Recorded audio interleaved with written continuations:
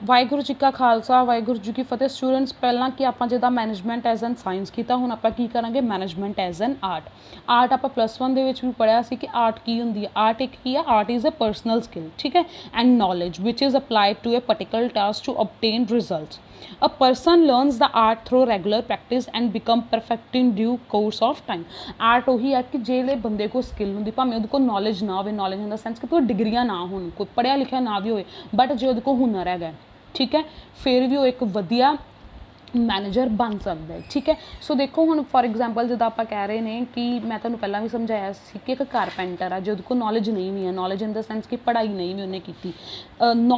Knowledge ਦਾ ਇੱਥੇ ਮਤਲਬ ਇਹ ਹੈ ਕਿ ਨੌਲੇਜ ਦੋ ਤਰ੍ਹਾਂ ਦੀ ਹੈ। ਇੱਕ ਤਾਂ ਹੁੰਦਾ ਕਿ ਜਿਹਨੂੰ ਆਪਾਂ ਕਹਿੰਦੇ ਕਿ ਆਪਾਂ ਪੜ੍ਹ ਕੇ ਨੌਲੇਜ ਓਬਟੇਨ ਕਰ ਰਹੇ ਹਾਂ, ਕਿ ਤੁਸੀਂ ਡਿਗਰੀਆਂ ਹਾਸਲ ਕਰਦੇ ਹੋ। ਦੂਜੀ ਚੀਜ਼ ਹੈ ਕਿ ਨੌਲੇਜ ਤੁਸੀਂ ਛੋਟੇ ਹੁੰਦੇ ਤੋਂ ਹੀ, ਜਿੱਦਾਂ ਆਪਾਂ ਕਹਿ ਦਈਏ ਕਿ ਤੁਸੀਂ ਕਾਰਪੈਂਟਰ ਦਾ ਕੰਮ ਕਰ ਰਹੇ ਜੋ, ਉਹ ਜਿਵੇਂ ਜਿਵੇਂ ਤੁਸੀਂ ਉਹ ਕੰਮ ਕਰੀ ਜਾ ਰਹੇ ਹੋ, ਤੁਹਾਨੂੰ ਉਹ ਕੰਮ ਤੁਸੀਂ ਉਹ ਚੀਜ਼ ਦੇ ਵਿੱਚ ਕੀ ਹੋ ਜਾਂਦੇ ਹੋ, ਬੈਸਟ ਹੋ ਜਾਂਦੇ। ਦੈਟ ਮੀਨਸ ਉਹ ਵੀ ਤੁਸੀਂ ਨੌਲੇਜ ਗੇਨ ਕੀਤੀ ਨਾ, ਭਾਵੇਂ ਤੁਸੀਂ ਪੜ੍ਹੇ ਲਿਖੇ ਨਹੀਂ ਜੋ, ਬਟ ਤੁਸੀਂ ਕੀ ਕਰ ਰਹੇ ਜੋ, ਉਹਦੇ ਉੱਤੋਂ ਕੀ ਰੋਜ਼ ਉਹ ਕੰਮ ਕਰ ਕਰਕੇ ਤੁਸੀਂ ਉਹ ਚੀਜ਼ ਨੂੰ ਕੀ ਕਰ ਲੈਂਦੇ ਹੋ, ਸਿੱਖ ਜਾਂਦੇ ਜੋ, ਠੀਕ ਹੈ। ਸੋ ਆਰਟ ਇਜ਼ ਦੈਟ ਕਿ ਤੁਹਾਡੇ ਕੋਲ ਕਿਸੇ ਵੀ ਚੀਜ਼ ਦਾ ਹੁਨਰ ਹੋਣਾ ਨੂੰ ਆਪਾਂ ਕੀ ਕਹਿ ਦਿੰਦੇ ਹਾਂ, ਆਰਟ।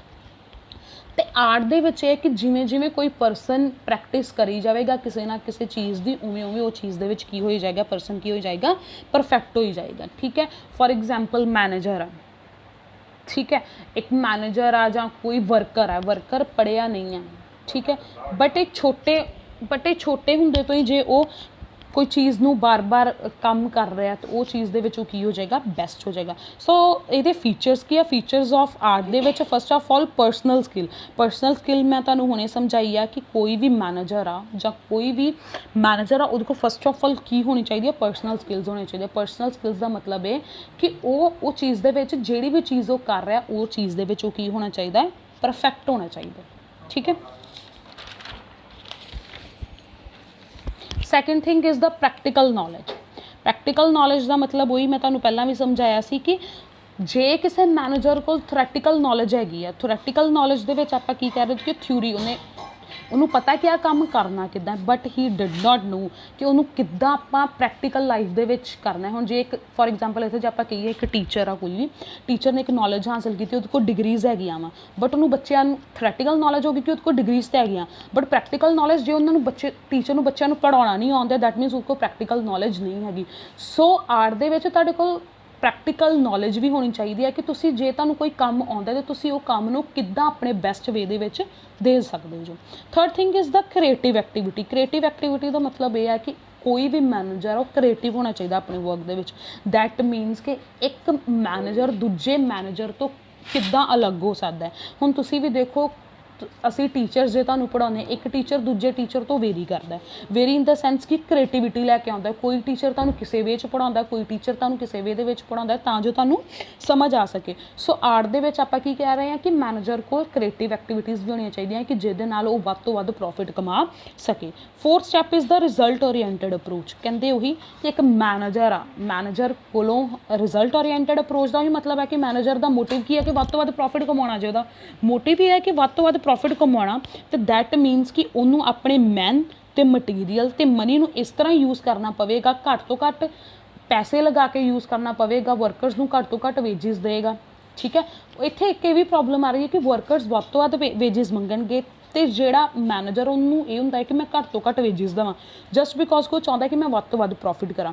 ਸੋ ਜਦੋਂ ਵਰਕਰਸ ਵੀ ਸੈਟਿਸਫਾਈ ਹੋ ਜਾਂਦੇ ਇੱਕ ਵੇਜ ਰੇਟ 'ਤੇ, ਐਂਡ ਦੂਸਰੀ ਜਗ੍ਹਾ ਇਹ ਹੈ ਕਿ ਮੈਨੇਜਰ ਵੀ ਇੱਕ ਰੇਟ 'ਤੇ ਸੈੱਟ ਹੋ ਜਾਂਦਾ ਹੈ, ਤਾਂ ਉੱਥੇ ਕੀ ਹੋ ਜਾਂਦਾ ਹੈ, ਉੱਥੇ ਵਰਕਰਸ ਨੂੰ ਵੀ ਇਹ ਸੈਟਿਸਫੈਕਸ਼ਨ ਹੋ ਜਾਂਦੀ ਕਿ ਹਾਂ ਸਾਡੀ ਮੈਨੇਜਮੈਂਟ ਸਾਡੇ ਬਾਰੇ ਸੋਚ ਰਹੀ ਹੈ। ਸੋ ਜਦੋਂ ਮੈਨੇਜਰ ਦਾ ਇਹ ਮੋਟਿਵ ਹੈ ਕਿ ਮੈਂ ਵੱਧ ਤੋਂ ਵੱਧ ਪ੍ਰੋਫਿਟ ਕਮਾਉਣਾ ਹੈ, ਤਾਂ ਵੱਧ ਤੋਂ ਵੱਧ ਆਪਣੇ ਮੈਨ ਅਤੇ ਮਟੀਰੀਅਲ ਅਤੇ ਮਨੀ ਨੂੰ ਇਸ ਤਰ੍ਹਾਂ ਯੂਜ਼ ਕਰੇਗਾ ਤਾਂ ਜੋ ਉਹਨੂੰ ਵੱਧ ਤੋਂ ਵੱਧ ਕੀ ਹੋ ਸਕੇ, ਪ੍ਰੋਫਿਟ ਹੋ ਸਕੇ। ਸੋ ਇਹ ਮੈਨੇਜਰ 'ਤੇ ਡਿਪੈਂਡ ਕਰਦਾ ਹੈ ਕਿ ਉਹਨੇ ਕਿਸ ਤਰ੍ਹਾਂ ਆਪਣੇ ਗੋਲਸ ਨੂੰ ਅਚੀਵ ਕਰਨਾ ਹੈ। ਸੋ ਇਹ ਵੀ ਵਨ ਆਫ ਦਾ ਆਰਟ ਆ, ਕਿਉਂਕਿ ਹਰ ਇੱਕ ਮੈਨੇਜਰ ਐਫੀਸ਼ੀਐਂਟ ਨਹੀਂ ਹੁੰਦਾ ਅਤੇ ਹਰ ਇੱਕ ਮੈਨੇਜਰ ਇਫੈਕਟਿਵ ਨਹੀਂ ਹੁੰਦਾ। Fifth one is the perfection through practice. ਤੁਹਾਨੂੰ ਵੀ ਪਤਾ ਆਰਟ ਦੇ ਵਿੱਚ ਤੁਸੀਂ ਬਾਰ ਬਾਰ ਜਦੋਂ ਵੀ ਕੋਈ ਚੀਜ਼ ਦੀ ਪ੍ਰੈਕਟਿਸ ਕਰੀ ਜਾਂਦੇ ਹੋ ਤੁਸੀਂ ਉਹ ਚੀਜ਼ ਦੇ ਵਿੱਚ ਪਰਫੈਕਟ ਹੋ ਜਾਏ। ਮੈਨੇਜਰ ਫਸਟ ਜਿੱਦਾਂ ਹੁਣ ਮੈਂ ਕੋਈ ਤੁਸੀਂ ਆਪਣੀ ਐਗਜ਼ਾਮਪਲ ਲਓ ਕਿ ਤੁਸੀਂ ਜਦੋਂ +1 ਦੇ ਵਿੱਚ ਤੁਸੀਂ ਅਕਾਊਂਟਸ ਰੱਖੀ ਸੀ, ਤੁਹਾਨੂੰ ਫਸਟ ਵੇ ਸਮਝ ਨਹੀਂ ਆ ਰਹੀ ਸੀ, ਬਟ ਜਦੋਂ ਤੁਸੀਂ ਉਹ ਚੀਜ਼ ਦੀ ਪ੍ਰੈਕਟਿਸ ਕਰਦੇ ਗਏ ਤੁਹਾਨੂੰ ਉਹ ਚੀਜ਼ ਕੀ ਹੋਣੀ ਸ਼ੁਰੂ ਹੋ ਗਈ, ਸਮਝ ਆਉਣੀ ਸ਼ੁਰੂ ਹੋ ਗਈ। ਸੋ ਪ੍ਰੈਕਟਿਸ ਮੇਕਸ ਦਾ ਮੈਨ ਪਰਫੈਕਟ। ਸੋ ਜਿਵੇਂ ਇਹਦੇ ਵਿੱਚ ਇਹ ਐਗਜ਼ਾਮਪਲ ਆ ਕਿ ਮੈਨੇਜਰ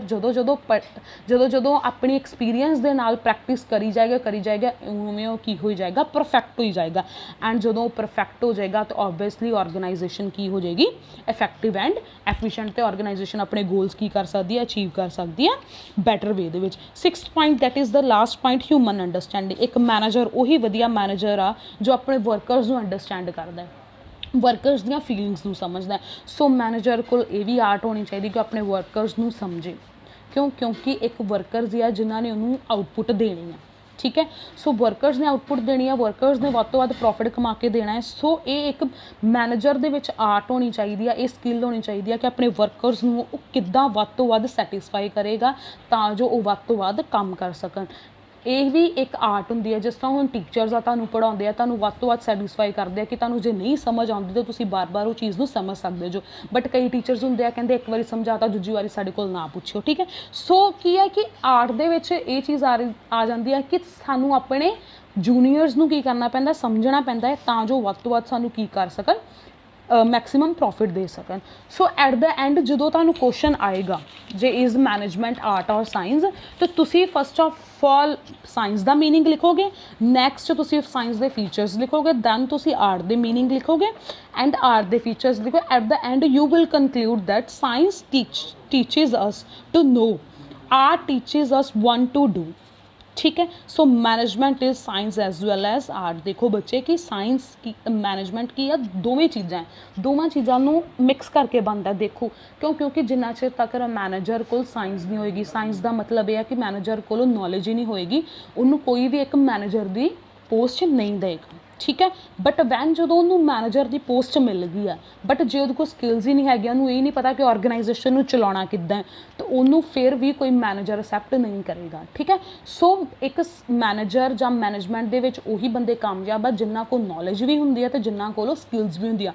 सो मैनेजमेंट दोवां चीज़ां दे मिक्सअप आ, कादा मिक्सअप आ, साइंस ते आर्ट, ठीक है।